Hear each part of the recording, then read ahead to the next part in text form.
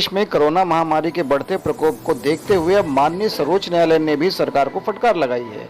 Corona मामले की स्थिति को संज्ञान में लेते हुए कहा कि देश आपातकाल जैसे स्थिति का सामना कर रहा है। सुप्रीम कोर्ट ने गुरुवार को केंद्र सरकार को कोविड की तैयारियों पर अपनी योजना प्रस्तुत करने को कहा। सुप्रीम कोर्ट ने गुरुवार को देश भर में कोविड-19 की तैयारियों के संबंध में कई उच्च न्यायालयों की सुनवाई का स्वतः संज्ञान लिया और ऑक्सीजन और दवाओं की आपूर्ति पर केंद्र को नोटिस भी जारी किया।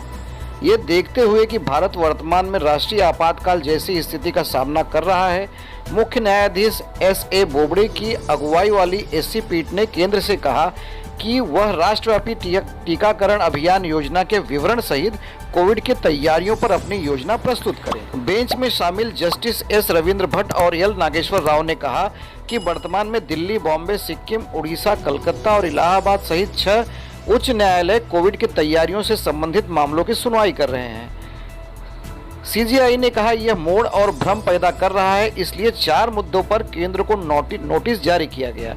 वो 4 मुद्दे इस प्रकार हैं। पहला, ऑक्सीजन की आपूर्ति। दूसरा, आवश्यक दवाओं की आपूर्ति। तीसरा, टीकाकरण की विधि और तरीका। चौथा, लॉकडाउन घोषित करने की शक्ति।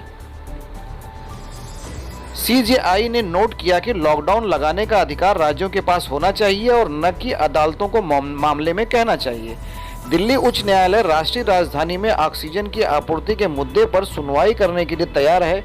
सॉलिसिटर जनरल तुषार मेहता ने शीर्ष अदालत से पूछा कि क्या वह उच्च न्यायालय में कार्रवाई पर रोक लगाएगी। पीठ ने कहा कि सरकार आगे बढ़ सकती है और अपनी योजनाओं को उच्च न्यायालय में प्रस्तुत कर सकती है। यदि आपके पास ऑक्सीजन के लिए राष्ट्रीय योजना है तो निश्चित रूप से उच्च न्यायालय इसे देखेगा। न्यायमूर्ति भट्ट ने कहा, हम अभी उच्च न्यायालयों के खिलाफ सुनवाई नहीं करना चाहते, लेकिन सीजेआई ने स्पष्ट किया कि शीर्ष अदालत उच्च न्यायालयों से कुछ मुद्दों को स्वयं ही हटा सकती है।